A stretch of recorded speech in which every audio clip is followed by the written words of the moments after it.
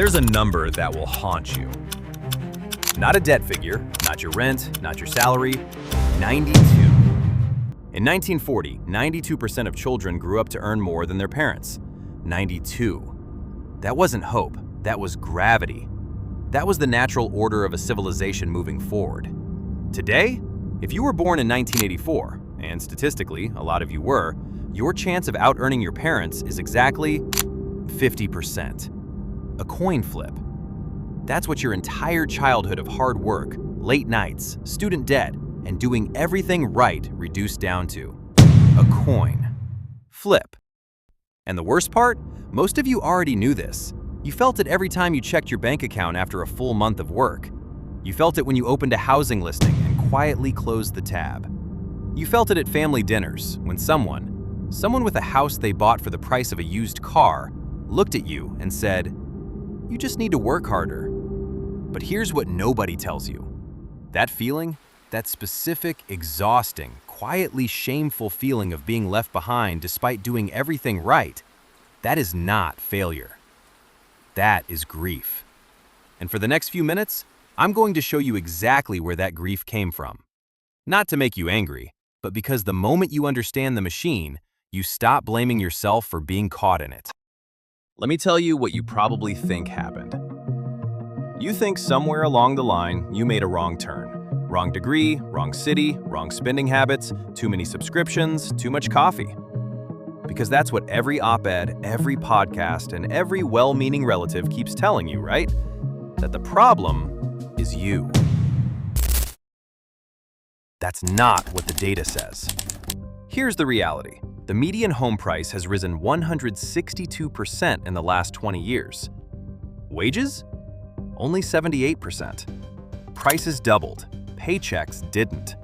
If home prices had followed regular inflation, the median home today would cost $177,500. Instead, it costs $431,000. That $253,000 gap is not because of your avocado toast budget. That is the result of decades of policy and financial decisions made long before you had your first job. And yet, when you can't afford a home at 30, you don't blame the system. You blame yourself. You work harder. You take the extra shift. You lie awake at 2 a.m. running numbers that never add up. And you think, maybe I'm just not good enough. That thought is a lie. But it's a lie designed to be believed. To understand why, we need to go back to a promise that was made to your parents and completely broken by the time it reached you. The promise had a name. Everyone knows it. The American Dream. For a specific window of time, roughly 1945 to 1975, it wasn't a dream, it was a mechanism. A machine that actually ran. You put in labor, and you got out a house, a pension, and a life. The equation worked. But somewhere, quietly and without announcement, the machine changed. The fuel changed, the output changed, and the people running it changed. But the manual, the one your parents read to you, the one teachers quoted, the one on every school hallway poster, that manual was never updated. Here is what actually happened. Until the early 1970s, worker productivity and wages moved together. You worked more, you earned more. Logical. Then they split. Productivity kept climbing. Companies kept extracting more output, but wages plateaued. The value you created didn't disappear. It just stopped going to you. It flowed upward into assets, into equities, and into real estate, compounding the wealth of those who already owned things, while those with only labor to sell were running on a treadmill that kept speeding up. Your parents bought a house to live in it. It was shelter and stability. But at some point, a house stopped being a home and became an investment vehicle. Once institutions and private equity figured out they could buy single-family homes by the thousands and rent them back to you, the game was over before it started. Right now, baby boomers control 51.7% of all wealth. Millennials?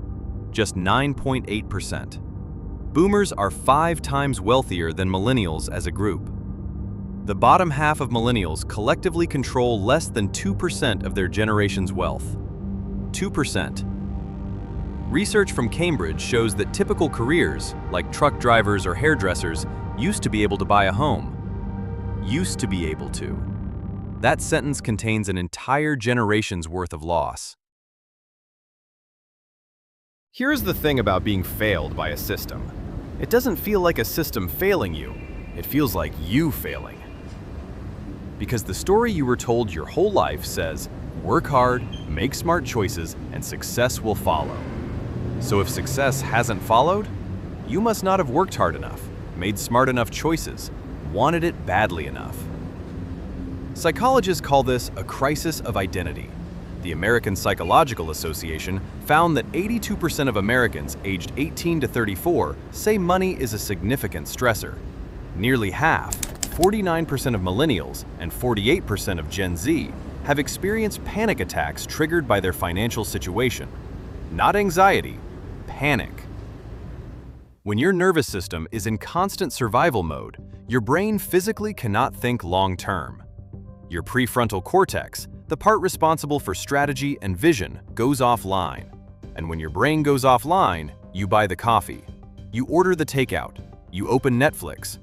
Not because you're irresponsible, but because your nervous system is desperate for relief.